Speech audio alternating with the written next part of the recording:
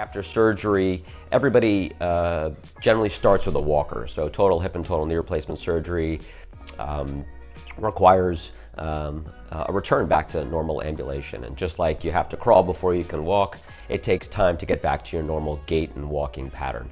So we ask everybody to start with a walker, and then they transition to a cane, and then hopefully they transition back to using nothing. Certainly, depending on where you start is going to determine how long it takes to get to where you finish. If you are not using any ambulatory assistant device, I think certainly within a 2 to 3 week mark, the expectation after hip and knee replacement is that you shouldn't need anything.